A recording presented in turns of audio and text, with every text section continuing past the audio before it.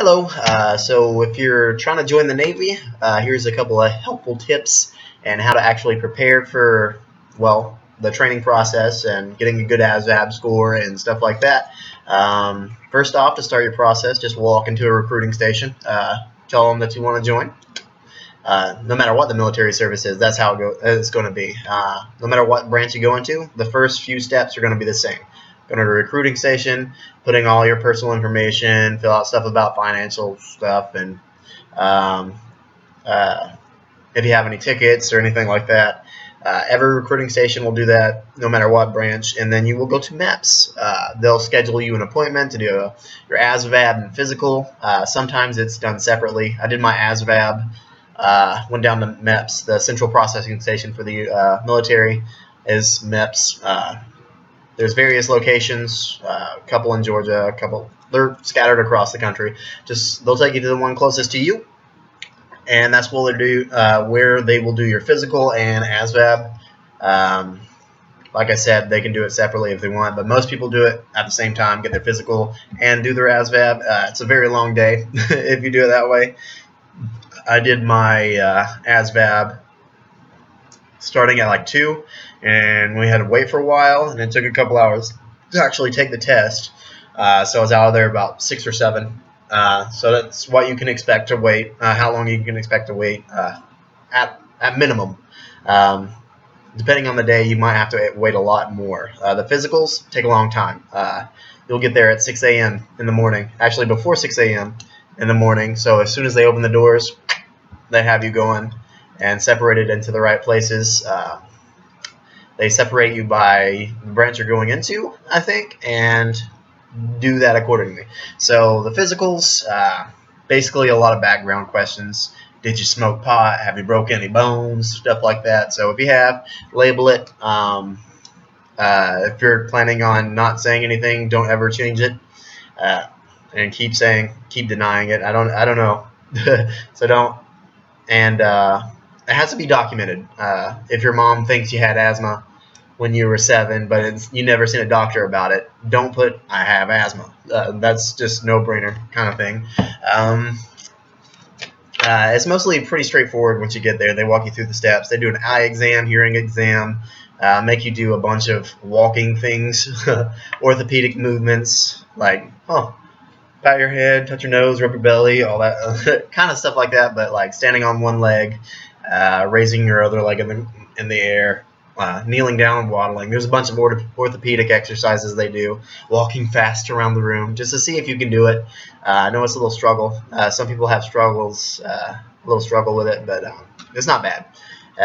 Only one person I've seen, when I went, only one person couldn't do it out of like, I don't know, 40 or 50 that were there. He was, ugh. And I still think he got to pass his physical, but they go in, and then you go into a doctor's room and take your boxers off, and you're gonna bend over in front of him and spread your butt cheeks, yeah, that kind of thing. He just looks to make sure your butthole's not ripped open. No, it's sounds kind of weird, but that's what they do. They ask you again some of those questions like, have you ever smoked, blah, blah, blah. Are you lying? Now's the chance to tell us. Do you have any scars, tattoos? If you have tattoos, you got to get a waiver for your tattoos. Most of the tattoos aren't a problem as long as they're under your shirt where you can't see, not on your arms or legs or neck. However, you can get by that while you're in the military. Getting into the military is pretty easy. Like if you don't have tattoos everywhere. Piercings, you can have piercings, but you won't be able to wear them. But when you go to MEPS and boot camp in general, so any holes you had will probably seal up. All right. So after you've done the ASVAB, done the physical, and do the ASVAB, you'll find out what you're qualified for. In the ASVAB, there's actually some practice tests on military.com, so I advise you to go to that website and do a couple of practice tests so you can have a feel for what it's about. And you can study to get a higher test score on the ASVAB. It's basic math, no higher than algebra, word problems, stuff like that. There's a reading part, reading comprehension. It's not that bad. There's electrical, something related to electronics, and computer terms, internet operating terms, and stuff like that. But they're very basic. There's a very basic swath of questions around a lot of those subjects, like auto mechanics, basic car parts, shop class, basic type of sanders, drills, and stuff like that. So if you learn basics all around the board, it adds up to a fairly good score on the ASVAB. I got a 95, and I probably studied for like 3 or 4 hours total for the entire thing. I took not counting the practice tests. I took a practice test just to see what I needed to study for. The electronics part, it's good to learn how a current works, how to calculate wattage and volts and stuff like that at certain points in a circuit, what transistors do, what conductors do, and certain various parts of electrical equipment. Very vague parts, general basic parts of electrical equipment. They're not going to go into great detail. They just want to see what your basic foundation is. And shop class, I think I mentioned a couple of those. So you can actually study fairly quickly for those. Just look up basic terms, stuff like that. The electronics, if you're not good at, it's basic math and algebra, so it's fairly easy to find out. Like if you have a good base in math, to learn the electronics part and just memorize a couple terms. Boom.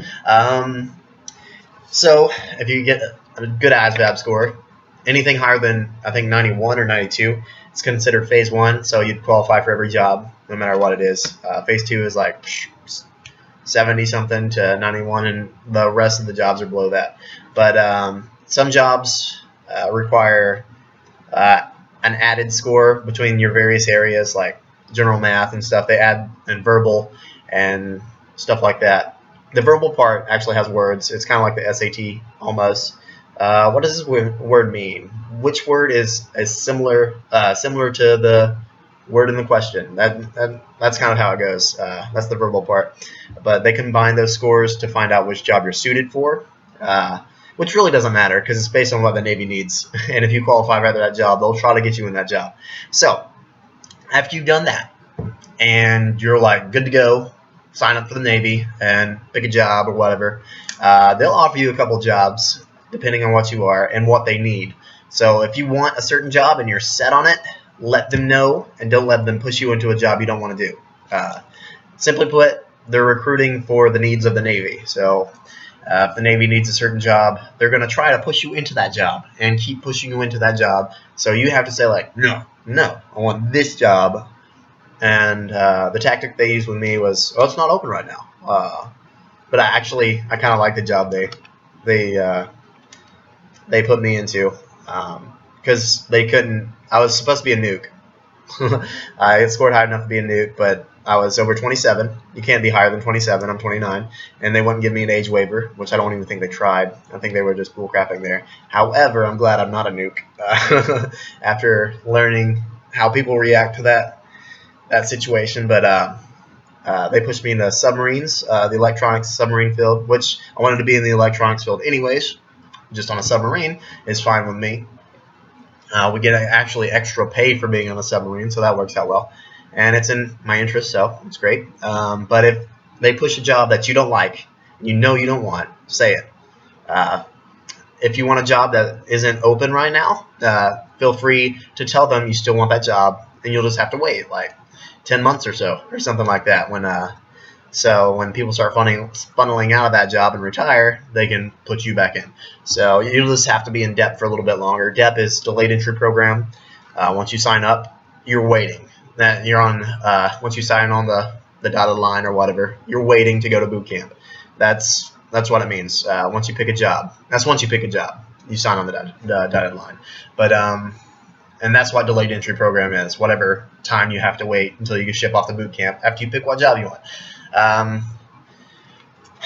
If I know you hear a lot of things on the internet about like if you don't show up to depart and sign on that list again at the date you're supposed to report to fly to boot camp, that they will come after you and they will arrest you or make you AWOL. That's not true. Technically, your Navy life, or in my case Navy, military life won't start until after MEPS. Until after you ship off for boot camp, and that's the day there's no turning back. Unless you lie at boot camp about smoking tons of pot or doing heroin right before you go, or drinking alcohol at the airport so you can get shipped back home, you're staying. But they will not come after you if you don't show up. It's very frowned upon. You might not get to sign back up for your branch to get back into the military if you've done it once. So if you want to back out for life, that's the way to do it. Just don't show up for your ship date. Easy as that. But doing it the right way, be an adult about it. You can request to be taken off the delayed entry program list, and everything usually gets approved. I've heard a couple of people doing that, and they got approved. It just takes a bit, so make sure you do it before your ship date by a couple months, because it usually takes like a month to get everything signed and approved and stuff like that, and all that jazz. So that's that information. As far as the physical part's concerned, it partly goes into the physical too. After the physical, you'll find out your body mass index, which is kind of BS depending on your body type, because I weigh 220, and apparently I am too fat for the Navy. However, my abs show. I'm not fat at all. It's just that I have this really thin neck. All they do is measure the thickness of your neck and your waist. I'm 36 waist. Very thin neck is like 16, which isn't really thin, but thin for my size. And they do a ratio based on that to calculate your body fat. And that would make me like 22 or something like that, which I'm not 22. If I was 22, I don't know. But fitness standards, find out what you have to get in boot camp to pass the PRT. In boot camp, the basic physical test. You have 3 chances in boot camp, but make sure you are able to beat it on the first chance. The last one is the only one that matters, but be able to do it. Don't use boot camp to get in shape for the PRT, because it's not going to get you in that much shape unless you're completely out of shape. Boot camp will only get you in better shape if you are a lazy piece of crap. Simply put. The physical standards have gone down dramatically in the Navy and certain other military branches. I'm sure Marines are still pretty hardcore, but find out it's listed on Navy's website. So go to the Navy website and search for it. Just type in like PRT standards, and then it's separated by age groups. So every 5 years or so, 18, 19 to 24, then 25 to 29, then 30 to 35, 30 to 34. And for me, it's like 14 minutes or something on the 1.5 mile run. I did mine in like 10:02 or something like that at boot camp. I actually got in worse shape in boot camp, so keep that in mind. So I was a track and field coach, so I'm going to give you a couple pointers. If you have more than 3 months in depth, it's easy to get in good enough shape to pass your basic standards for PRT. That first month, you're just acclimating to the exercises and stuff like that. First thing you want to do, find out how many push-ups you can do so you can set up a routine based on that. It's a fairly easy routine I'll give you. You just find out how many push-ups you can do in one time without dying. If it takes more than 2 minutes, go ahead and stop, because you only have 2 minutes for the test. I'm sure everybody could rest in push-up position, push out one more. Just go non-stop. Keep going until you can't go anymore, and keep pushing until your arms give out. Boom. And that's the number of push-ups you can do. And for the workout I did going into boot camp, I was able to do 77. The max for my push-ups is 84. I was trying to get to 84 by the end of boot camp. I did not. I started out at like 68 or 69, then got 77 right at the end. But so the workout I was given, I searched online to find it, yes, and you could too if you wanted to. Take the number of push-ups you can do without dying, well, until you die, and multiply that by 5. And that's the total you're going to do in one day. So when you do it in 5 sets, or as many sets as it took. It took me, my first few exercises, it took me 7 sets to get that total number. So each set, you're going to do burnouts until you can get to that number. That's all it is. Easy as that. That's the day 1. Day 2, you're going to do the same amount of push-ups, but you're going to spread it throughout the day. It's more of like to keep your muscles moving, just to work the soreness out, but more of an endurance thing. But the third day, you're going to take off. And you just repeat the process. Day 1, as few sets as you can get to that total number, 5 times your max. And then that next day, take as many sets as you want. And spread it throughout the day. You just have to do the number of push-ups. There's more to work out the soreness. And that third day, you're off. And just keep repeating that process. 1, 2, off. 1, 2, off.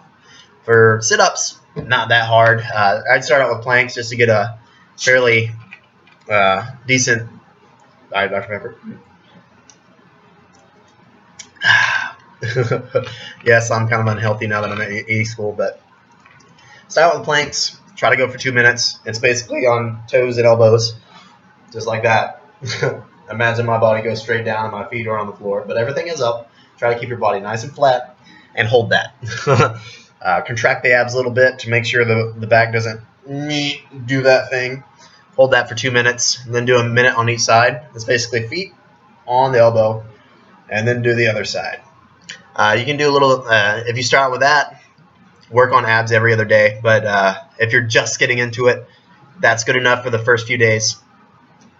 Take a day off on like day 3 or 4, and just repeat the process, but add gradually more ab exercises as you go, if you're just starting out. If you can't do 2 minutes, do as many as you can without as much time as you can without dropping. But try to push through the 2 minutes. It's going to hurt a little bit, even in the PRT when you're doing sit-ups. You're going to hurt for a little bit. You just got to push through the pain. That's all it is. Your body's like, no, you can't do it, but you got to be like, yeah, I can do it. So the biggest tip I can give you for passing the PRT is don't be a pansy. It's going to hurt a little bit. Hurts everybody a little bit that tries. Just grit and bear it. But as far as the sit-up's concerned, planks and stuff to start out the first few days, and after that first day of rest, do like 2 or 3 days in a row, then you can take a day rest, and after that rest, add on another exercise like flutter kicks and Supermans. Flutter kicks, just on your butt. You're going to do this in boot camp too. Like on your butt, your hands will brace you, your legs will be up, and you're just whoop, whoop, whoop, not letting your feet touch the ground. So butt and hands will be the only thing on the ground, and your legs are going to be out in front of you going like this. So add that. And you want to do a back exercise, so Supermans are good, or you can just call them snakes. What you're going to do, like you're going to lie on your belly on the floor and just bring your chest off the floor and your feet off the floor. The only thing that's going to be on the floor is like the central part of your thighs and your belly, and hold it for a good 35-40 seconds and stop, because you got to work on that lower back. You don't want a muscular imbalance killing you. If you work a lot of abs, you tend to elongate the lower back muscles. You want to keep them nice and strong too, so you want to get a good base. But I won't do too much on that. Once you get up to a couple, like 4 or 5 sets of abs per day, and then having that 3rd or 4th day off, that'll get you set. Just stay with that. You'll be more than good enough to pass the curl up version. Now the curl ups and the push ups and the PRT in boot camp, the form for those, you have to go down to 90. Boom. That's it. For the push up, you don't have to touch your chest to the floor, which is what I originally thought you had to do, and go all the way up. So I did 68 like that, chest all the way up. But you do have to fully extend. But just look at yourself in the mirror or something. Make sure your elbow is like even with the back of your shoulders, and that's going to be your point to go back up. So don't stop here, because that's cheating. And if they see that, they won't count your push-ups.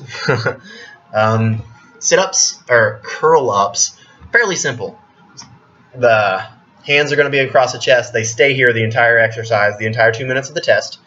And all you have to do is go up far enough to touch your elbows to your thighs, anywhere between the knees and the hip bone. It doesn't have to be all the way up to the knees. It can be just like 2 inches above the hip bone, and you're good. So that's like going up 4 or 5 inches for most. Some people, for me, it's like 4 or 5 or 6. So it's not bad. And going down, you only have to touch the bottom of your shoulder blades. Right there. That's what has to touch the ground. So you're going down, boop, touching, popping back up. And the best way to do those, I got 102 of those. The max was for those is 104 for my age group. It's not that hard, actually. Just keep your abs a little tight so you're springing back up. Because if you fully relax your abs, it takes a lot more effort to get back up. So keep a slight tension until your shoulders touch, so you spring right back up. If you relax on the way down and just drop, it's a lot harder to get back set and then go back up. So just keep a little tension on your abs. You'll be fine. Someone's going to be holding your feet. Hopefully they hold your feet well with a lot of pressure going downwards so you can just spring. If you're a light person, it'll be easy to hold your feet. But if you're a heavier guy like me, I weigh 220 pounds.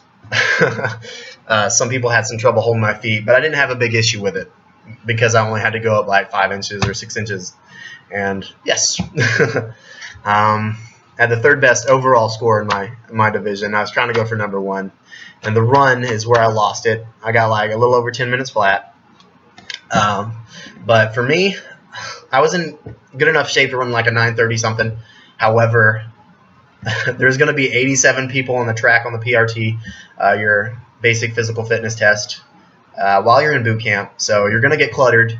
And if you're the type that likes to keep a consistent pace like I do, going around, it's not easy when like slow people clump in one area, so you have to wait until they weasel by so you can squeeze by and run by. I hated that, and I'm a bigger guy, so I can't stop and start very quickly.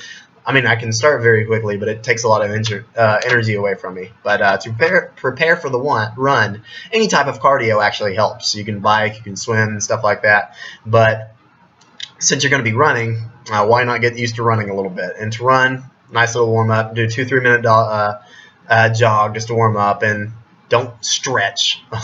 Do some movement warm ups, like little leg swings, some ankle rolls to make sure your ankles are nice and loose, because you're not going to be going hardcore if you're just starting. So and I did coach track and field and cross country at a university in Indiana, Manchester University. I coached there for like 3 or 4 years, and yes, I was a college track and field athlete, scholarship at Kennesaw State University. Athlete of the year my final year. I know what I'm talking about. But as far as running is concerned, it's easy to get to your basic. If you can run an 8-minute mile or an 8:30 mile, even a 9-minute mile, most of you will pass your baseline. So if you can run a 9-minute mile, which is fairly slow, a fairly slow pace, just time yourself. Know where you stand, and it's going to hurt a little bit if you're new to it. So just get used to the pain. You'll get used to it fairly quickly. It takes like 3 or 4 weeks to get used to the pain, so you can actually keep going faster a little bit. But just work your way up after you know where you stand. You probably should do a test run just to see where you stand, so you know where you stand and what you have to work on, how it feels towards the end to your body, so your body can acclimate to the pain. If you're just starting out and you can't jog for 20 minutes straight, go out and jog. If you feel like you're about to stop, if you're about to collapse, go ahead and stop. Walk for like 2 or 3 minutes, then jog again. See how far you can go. But if you're just starting out, try to get 20 minutes per day. You can rest every 3rd or 4th day if you're new. But if you're not new, save resting for like Sundays. Do a little bit every day. If you get tired, do a little bit less the next day. If you're sore and angry and your body's angry at you. But you want to shake out the muscles a little bit. Every day, even on your off day. Don't work hard, but like get the blood pumping so you can get the soreness out, stretch out on your off day. So off day is stretch day, basically put, because your body goes into recovery mode and you get lazy and your body's just trying to repair itself on Sundays, and you'll lose some athletic ability if you just lay on a couch all day. You want to aid that process by getting the blood pumping, so your keeping the blood flow nice and good to your muscles by stretching and stuff like that. What I do, 2-minute jog or so, just well, actually more than that, like 5-minute jog or so, and do some movement warm-ups, then stretch, just so my body's warm when I stretch, and hold each stretch for at least a minute. 30 seconds is nowhere near enough to make any lasting change, but stretching for a minute, hamstrings, quads, definitely calves. And when you're stretching your hamstrings, don't stretch just bow at the back. Keep your back nice and straight. When you go down, you'll feel more in the hamstrings than if you're like feeling. And this is for basic stuff, basic getting in shape form. For everybody that doesn't know, if you know like how to run and stuff like that, and you have no problem, this is not a video that's going to help you that much. I mean, if you have specific questions, I can help you with that. But this is for like the basic getting in shape version. For the first few weeks, stick with that 20-minute rule. If you're just starting out, jog as much as you can. Start out slowly, but as you progress, go a little bit faster and faster as you go. But around that month mark, you should be going 25 minutes. each time you go, and then gradually progress through that month. Go faster and faster, and more minutes per jog as you go, and then that third month, 30 minutes.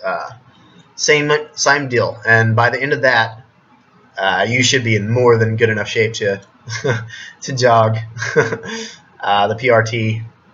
And a good thing to do is, like, once or twice when you're doing that jog, go around a track or someplace where you know how long it is, so you know exactly what your time per mile is, so you can estimate what your PR time would be.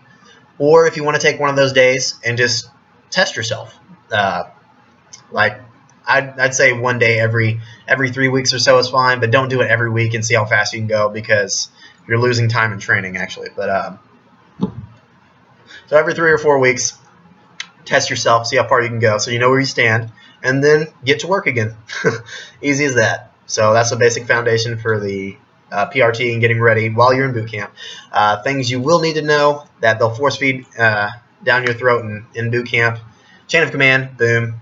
That's definitely one of them. 11 general orders, definitely one of them. Sailor's Creed, one of them. RTC Maxim, one of them. All 4 of those things, very important. Very important. You'll need to know the collar devices, names, and rate rank of the chain of command. If you know that, you're going to get through boot camp fairly well. And the 11 general orders and Sailor's Creed. RTC Maxim is easy. I will not lie to you, still nor tolerate those among us who do.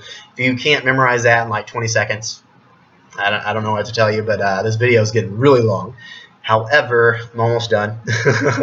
So they give you a packet when you sign up. You can get into depth. So you'll have a folder that tells you everything. Sailor's Creed, 11 general orders. I used audio from YouTube. Some people read it out loud, and I just listened to it over and over and over again until I got it right.